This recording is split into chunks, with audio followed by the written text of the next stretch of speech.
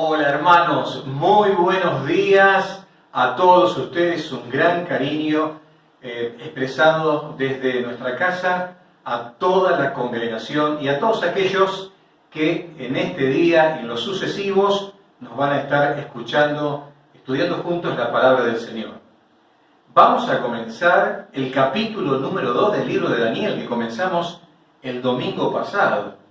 Y ha sido hermoso ver la forma en que el Señor se manifestó en la vida de este joven y de sus amigos. Ahora vamos a adentrarnos un poco más en la historia y vamos a ver lo que sucede. El capítulo es largo, entonces yo les invito a que en el día de hoy lo podamos leer en nuestra casa completo, porque va a ser hermoso, o lo podemos escuchar en audio. Yo voy a leer algunos versículos. Entonces, Daniel capítulo número 2, verso número 27 en adelante. A esto Daniel respondió: no hay ningún sabio, ni hechicero, ni mago o adivino que pueda explicarle a su majestad el misterio que le preocupa. Pero hay un Dios en el cielo que revela los misterios. Ese Dios le ha mostrado a usted lo que tendrá lugar en los días venideros. Estos son el sueño y las visiones que pasaron por la mente de su majestad mientras dormía. Allí en su cama, su majestad dirigió sus pensamientos a las cosas por venir, y el que revela los misterios le mostró lo que está por suceder. Por lo que a mí toca, este misterio me ha sido revelado no porque yo sea más sabio que el resto de la humanidad, sino para que su majestad llegue a conocer su interpretación y entienda lo que le pasaba por su mente. En su sueño, su majestad veía una estatua enorme, de tamaño impresionante y de aspecto terrible. La cabeza de la estatua era de oro puro, el pecho y los brazos eran de plata, el vientre y los muslos eran de bronce, y las piernas eran de hierro, lo mismo que la mitad de los pies, en tanto que la otra mitad era de barro cocido. De pronto, y mientras su majestad contemplaba la estatua, una roca que nadie desprendió vino y golpeó los pies de hierro y barro de la estatua y los hizo pedazos. Con ellos se hicieron añicos el hierro y el barro, junto con el bronce, la plata y el oro. La estatua se hizo polvo, como el que vuela en el verano cuando se trilla el trigo. El viento barrió con la estatua y no quedó ni rastro de ella. En cambio, la roca que dio contra la estatua se convirtió en una montaña enorme que llenó toda la tierra. Que Dios bendiga su palabra a cada una de nuestras vidas. Tengamos una breve oración. Señor, te rogamos que en esta mañana abras nuestro entendimiento y te glorifiques en la exposición de tu palabra. En el nombre del Señor Jesús. Bueno, estamos en otro escenario aquí, en otro sector de mi casa, y vamos a usar algunas imágenes que nos van a ayudar a entender lo que sucedió en este momento del reinado del rey Nabucodonosor. Nos dice la historia que lo que sucedió aquí es que el rey tuvo un sueño, ¿no? Porque él se había puesto a pensar qué van a pasar, qué cosas iban a pasar después de su reinado y qué iba a pasar con el futuro y todo lo demás. Entonces, él comenzó a soñar y quedó espantado cuando se despertó porque no se acordaba del sueño, pero quería saber cuál era el sueño y también quería saber la interpretación. Entonces, ¿qué hace?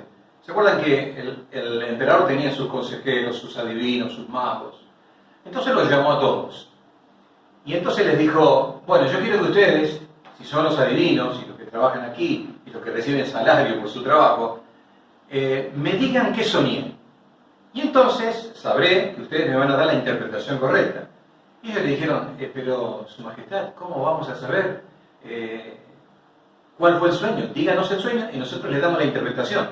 No, ustedes me tienen que decir qué soñé, pero a ningún rey se le ocurrió una cosa así que nosotros sepamos. Por favor, díganos el sueño y le damos la interpretación. Ustedes me dan vuelta con estas cosas, entonces lo que voy a hacer, los voy a matar, a ustedes y a sus familias. Y entonces el rey, enojado, iracundo, firma un edicto real para que mataran a todos los consejeros, a todos los adivinos, a todos los magos que tenían la corte, y bueno, y entonces esa orden se empezó a poner en marcha. Fue así que la persona que tenía cargo de todo, estaba a cargo de todo esto, va a Daniel y le dice, bueno, vengo porque el rey ha decretado que todos los consejeros deben morir. Entonces Daniel le pregunta, el profeta, ¿no?, que era un joven en ese momento, le dice, pero ¿qué pasó? Y entonces le cuenta el rey. Y él dice, llévame delante del rey. Yo quiero pedirle que me dé un tiempo para que yo pueda buscar el sueño y la interpretación como una revelación divina. Bueno, lo llevaron, fue al rey, le pidió al rey más tiempo, el tiempo le fue otorgado, y entonces él llega al aposento donde estaba, se encuentra con sus amigos, Mesach, Sadrach y Abednego, y le dicen, muchachos, tenemos que orar, porque si no me es revelado el sueño y la interpretación, vamos a morir todos los consejeros, incluidos nosotros y todos los demás. Entonces, oraron y él se fue a dormir. Y a la noche, tuvo una revelación, el Señor le mostró el sueño y le mostró la interpretación. Lo que hemos leído hoy es el sueño.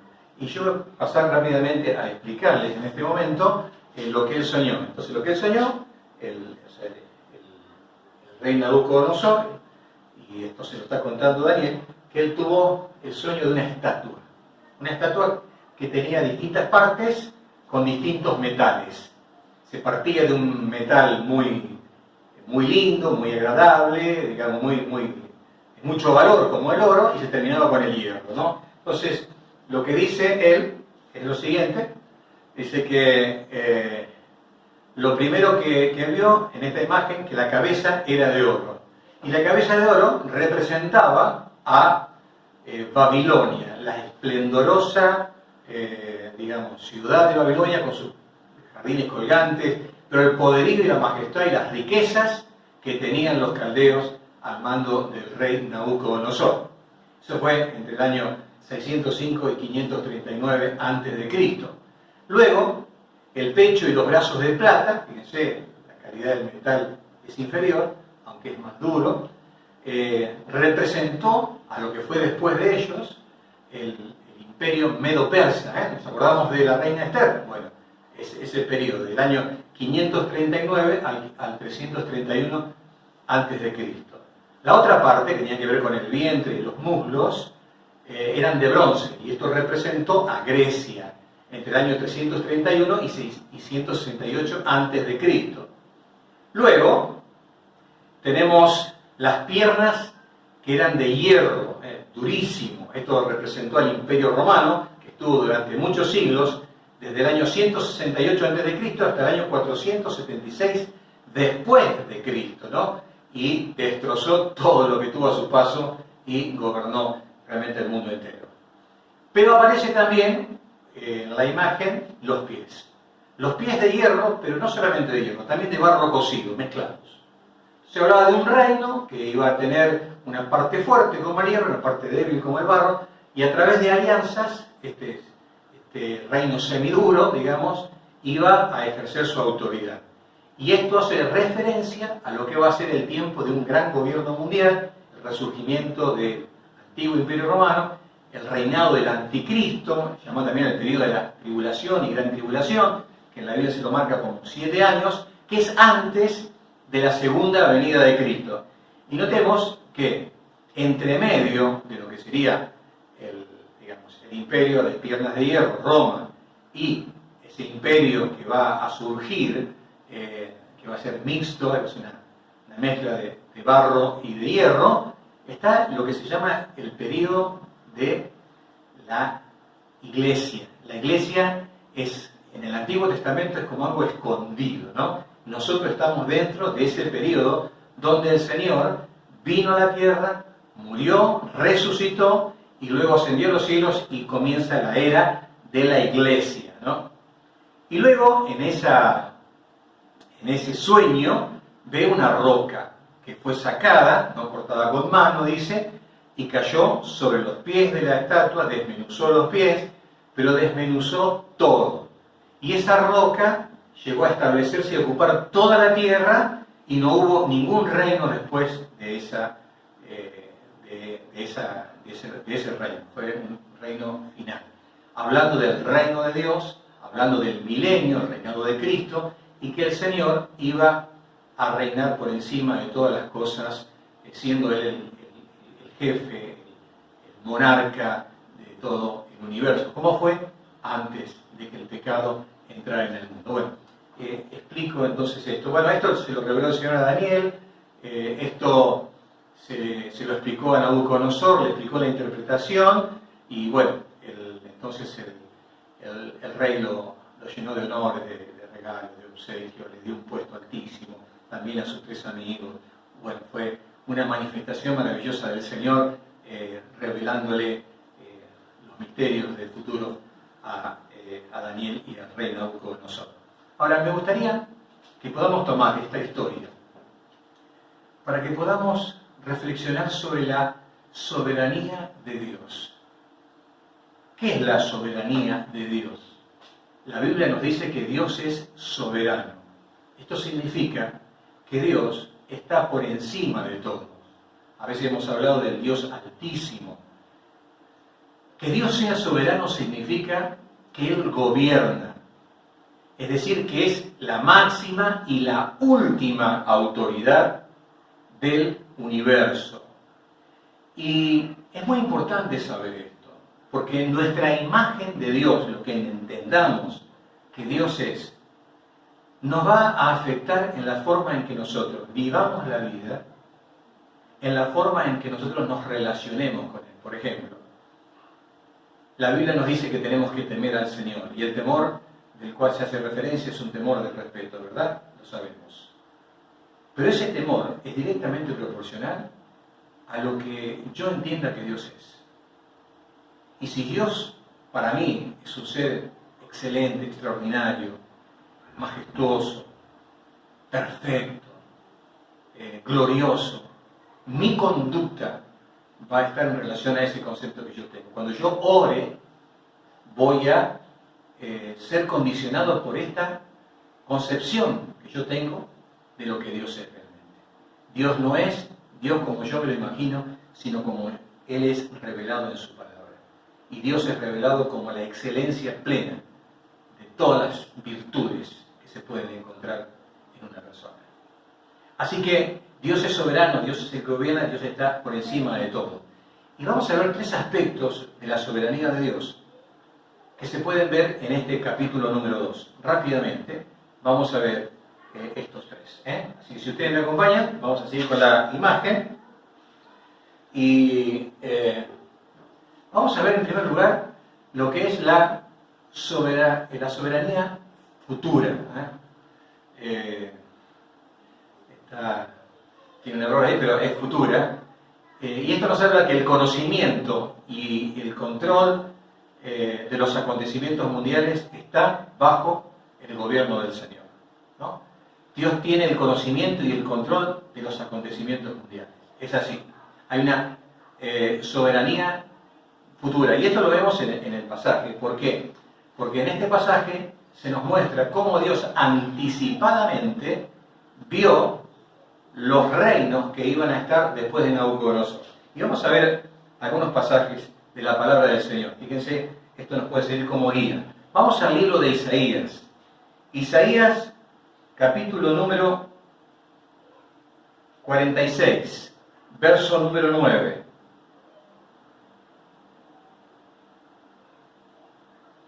Dice: recuerden las cosas pasadas, aquellas de antaño. Yo soy Dios y no hay ningún otro. Yo soy Dios y no hay nadie igual a mí. Dice el verso número 10, yo anuncio el fin desde el principio. Note eso.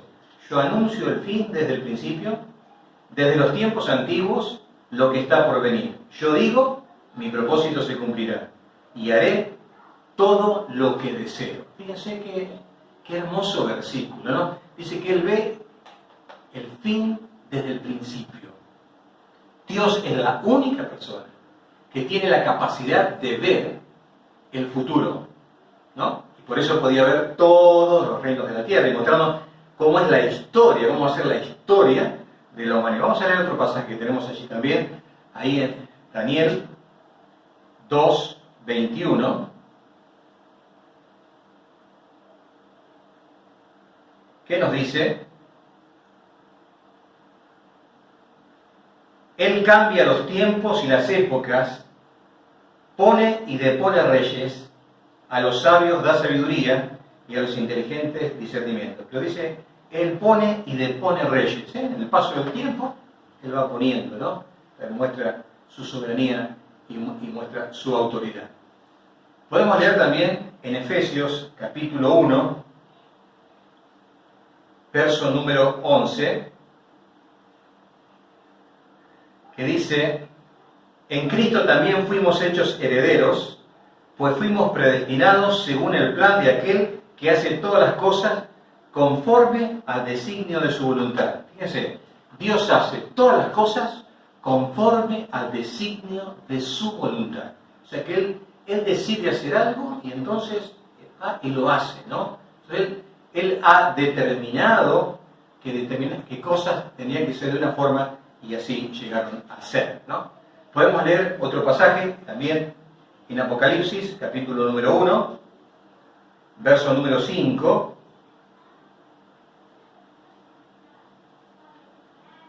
Y de parte de Jesucristo, el testigo fiel, el primogénito de la resurrección, el soberano de los reyes de la tierra, el que nos ama y que por su sangre nos ha librado de nuestros pecados, al que ha hecho de nosotros un reino de sacerdotes al servicio de Dios su Padre. Fíjense cómo lo dice en la versión Reina Valera, el verso número 6, está expresado de esta manera: y nos hizo reyes y sacerdotes para Dios. Ahora, ¿qué es lo que vemos aquí? Lo que vemos aquí es que el Señor tiene un control soberano de todo lo que pasa en la historia del género humano. ¿Sí? La historia no está a merced de las circunstancias, a merced de los gobernantes. Dios no está al margen de los acontecimientos internacionales, sino de que Él está teniendo control de la historia de la humanidad. O sea, es el soberano. Todas las cosas que saben, Él las conoce, y todas las cosas que suceden, realmente Él quiso que sean de esta forma, y así fueron. Vamos a ver ahora otro aspecto de la soberanía, que llamamos soberanía actual. El Señor reina sobre los reinos de la tierra y sobre todo lo que sucede. Y así como en la soberanía que veíamos recién, la futura, está enfocado en los acontecimientos por venir, en esta soberanía estamos enfocados en lo presente, en lo que está ocurriendo. Y vamos a analizar lo que está ocurriendo y qué pasa con todo esto de la pandemia y el coronavirus. Fíjense, Dios pone y da poder y autoridad a los gobernantes. Dios gobierna la realidad actual. Y vamos a leer en Daniel, ¿cómo sería Daniel? Capítulo número 2, vamos a volver al pasaje. Verso número 37.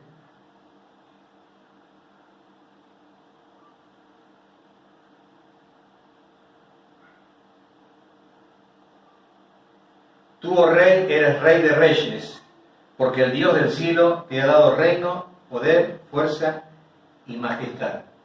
Y donde quiera que habitan hijos de hombres, bestias del campo y aves del cielo, Él los ha entregado en tu mano y te ha dado dominio sobre todo.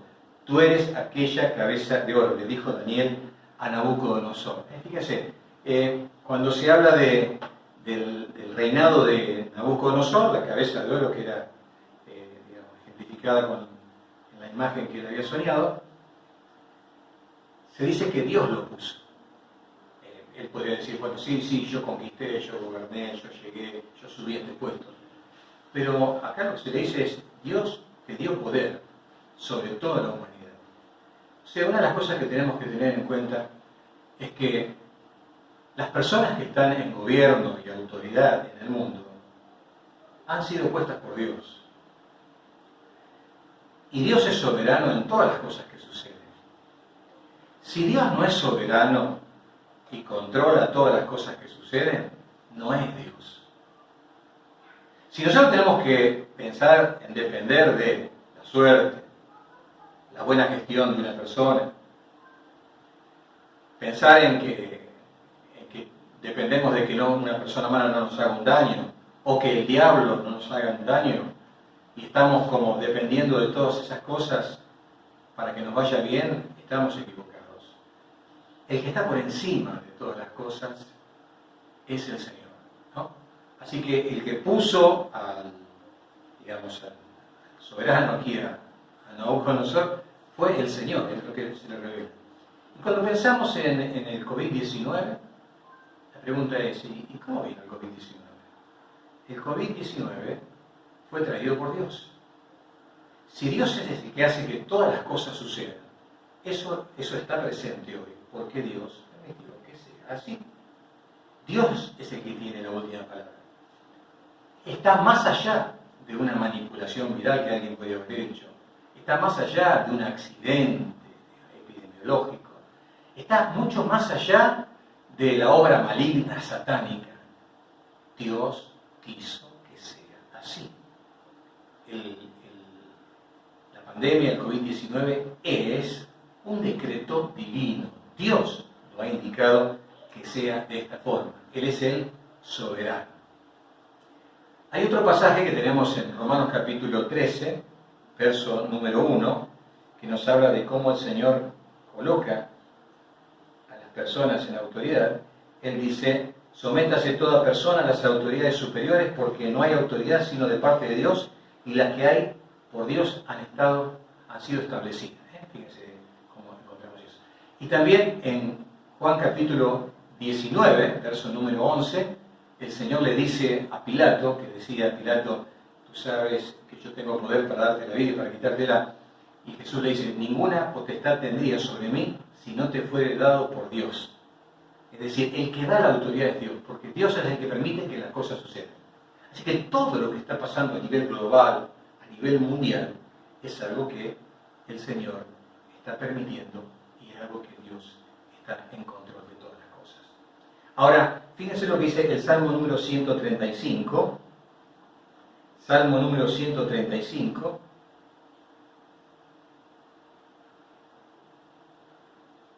Verso número 5.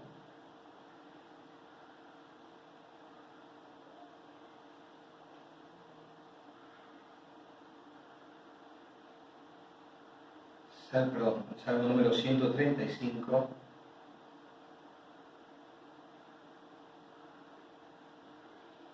Verso número 5. Porque yo sé que Jehová es grande, dice el salmista, y el Señor nuestro mayor que todos los dioses. Todo lo que Jehová quiere lo hace, en los cielos y en la tierra, en los mares y en todos los abismos. Hace subir las nubes de los extraños de la tierra, hace los relámpagos para la lluvia, saca de sus depósitos los vientos. Él es quien hizo morir a los primogénitos en Egipto, desde el hombre hasta la bestia. Envió señales y prodigios en medio de ti, oh Egipto, contra Faraón y contra todos sus siervos. Destruyó a muchas naciones y mató a reyes poderosos, a Sehón, rey de Amorreo, y a Og, rey de Basán, y a todos los reyes de Canaán, y dio la tierra de ellos en heredad a Israel, su pueblo. ¿No? Fíjense ustedes, entonces, cómo se muestra que el Señor está por encima de todas las cosas. Entonces, el Dios que es soberano en todas las épocas de la historia de la humanidad, también es el Dios soberano en el tiempo presente en el cual nosotros estamos viviendo. Y todo lo que sucede en el mundo está bajo el control absoluto del Señor. Como dice el Salmo, Jehová estableció en los cielos su trono y su reino domina sobre todos. Y un tercer aspecto que vamos a ver es la soberanía enfocada.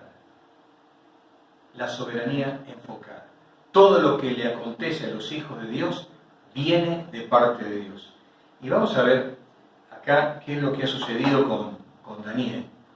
Cuando sale el edicto real, lo vienen a buscar y a Daniel le quedaban horas de vida porque lo iban a ejecutar.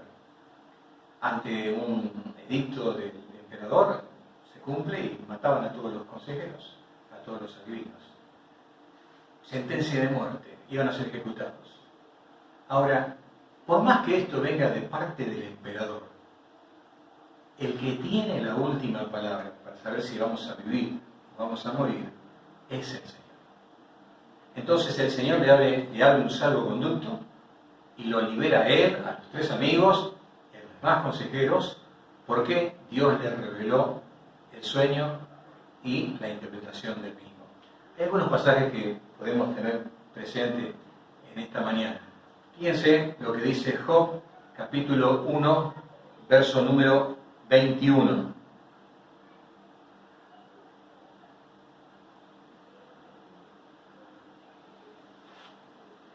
Y dijo, desnudo salí del vientre de mi madre y desnudo volveré allá.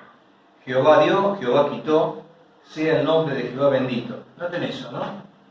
Jehová dio, Jehová quitó. Y hay otro versículo también allí, que está mencionado en la lista, lo tenemos en el capítulo 2, verso número 10, en la segunda parte, que dice Job a su esposa, recibiremos de Dios el bien y el mal no lo recibiremos. Entonces, cuando hablamos de las cosas que suceden a nuestro alrededor, decimos, bueno, la posibilidad de infectarme, decimos, conservar o no un empleo, decimos, ¿me alcanzará el dinero o no me alcanzará? ¿Podré llevar adelante un emprendimiento en medio del caos financiero que hay, por ejemplo? Estoy luchando con una enfermedad que me lleva mal, ¿no? Digamos, estoy atravesando un tiempo difícil y es como que uno se siente por momentos muy vulnerable y muy débil. Ahora, qué bueno es saber que todas las cosas vienen de parte de Dios. Y si vienen de parte de Dios para los hijos de Dios, siempre serán para el bien de los hijos de Dios. Siempre. ¿Ustedes se acuerdan del caso de José? Cuando él, después que termina de darse a conocer con sus hermanos y los hermanos tenían miedo de que él tomara venganza, él dice, ustedes procuraron, en el capítulo 50, verso número 20 de Génesis, ustedes procuraron matarme, hacerme mal, pero Dios lo dispuso para bien. O sea, era como que había aquí dos planes, un plan malvado de parte de los hermanos, pero había algo dispuesto por Dios que era para bien. Y siempre, por más entorno complejo, oscuro que nos rodee, siempre va a haber una disposición de Dios para bien en nuestra vida. Y esto tenemos que creerlo, y es así. Porque de esa forma Él muestra que es Dios, ¿no? Y la maldad nunca va a prevalecer contra lo bueno que puede venir de parte del Señor. Otro pasaje que seguramente ustedes se acordarán, ¿se acuerdan de Ruth, la moabita? Nos acordamos de Ruth que estudiamos, y en el capítulo número 1, verso número 20, ¿se acuerdan lo que ella dijo? Y ella le respondió, no me llaméis Noemí, sino llamadme Mara, porque en grande amargura me ha puesto el Todopoderoso. Yo me fui llena, pero Jehová me ha vuelto con las manos vacías. Entonces reconoce que Dios es el que produjo en ella el dolor, la tristeza y aún la escasez. Otro pasaje que tenemos aquí, lo tenemos en Mateo capítulo 10, verso número 29. Este es un hermoso pasaje para tener en cuenta de la manera soberana en que Dios obra en nuestras vidas. Capítulo 10, verso número 29. Y esta nos dice que el Señor conoce y maneja los más mínimos detalles de la vida de sus hijos. Dice el verso número 29. No se venden dos pajarillos por un cuarto, con todo, ni uno de ellos cae a tierra sin vuestro Padre, pues aún vuestros cabellos están todos contados. Y dos cosas dice no se venden los gorriones por unas monedas. Con todo, ninguno de ellos se muere sin que lo sepa o sin que Dios lo quiera. Y también dice que todos los cabellos nuestros están contados. Esto significa que Dios conoce todas las cosas y que todas las cosas que suceden si Dios realmente las permite. Es así. Aún las cosas mínimas. Las cosas mínimas. Así que Dios sabe todo. Y si sabe cuántos cabellos tenemos, y sabe cuántos se cayeron, Él sabe cuánta mercadería tenemos en la heladera, cuánta mercadería tenemos en la alacena. Sabe absolutamente todo. Sabe cuánto dinero tengo en la billetera. Sabe absolutamente todo. Y otro pasaje para ir terminando. Todo lo que llegue a nosotros está bajo su supervisión. Fíjese lo que dice allí 1 Corintios, capítulo número 10, verso número 13. Dice: no os ha sobrevenido ninguna tentación que no sea humana, sino fiel es Dios, que no os dejará ser tentados más de lo que podéis resistir, sino que dará también junto con la tentación la salida para que podáis resistir. Esto significa de que aún las tentaciones, las pruebas que lleguen a nuestra vida, están filtradas. El soberano sabe si Pedro puede soportar tal cosa, si Carlos puede soportar tal cosa, si María puede soportar tal cosa. Y entonces lo expone a esa situación. Eso es un control realmente maravilloso de Dios. Entonces eso es el soberano, el que gobierna todas las cosas. Mis queridos hermanos, nosotros no dependemos de las circunstancias, dependemos de Dios. Y es muy importante que nosotros aprendamos a reconocer al Señor como el soberano de la historia del universo. Dios gobierna la historia. Y la Biblia nos dice que Cristo reinará por toda la eternidad y nosotros reinaremos con Él.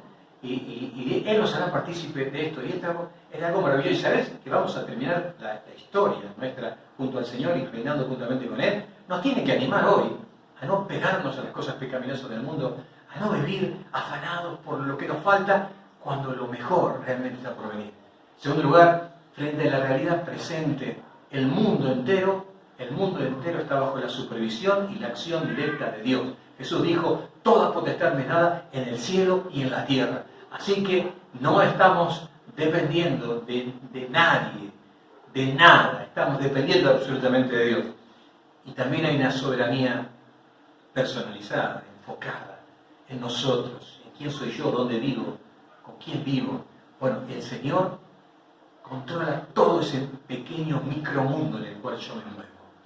Por eso me gustaría en esta mañana terminar como terminó ese momento cuando Dios le reveló todas estas cosas a Daniel, en una alabanza maravillosa al Señor. Y eso lo tenemos en el mismo capítulo número 2. En el capítulo número 2 nos dice, verso número 19 en adelante: entonces alabó Daniel, al Dios del cielo, y dijo: alabado sea por siempre el nombre de Dios. Suyos son la sabiduría y el poder. Él cambia los tiempos y las épocas, y pone y depone reyes. A los sabios da sabiduría y a los inteligentes discernimiento. Él revela lo profundo y lo escondido, y sabe lo que se oculta en las sombras. En Él habita la luz. A ti, Dios de mis padres, te alabo y te doy gracias. En esta mañana podemos unirnos a esta oración de Daniel y alabar al Señor por su grandeza, por su soberanía. Estamos en las manos de un Dios soberano. Que Dios nos bendiga ricamente cada una de nuestras vidas.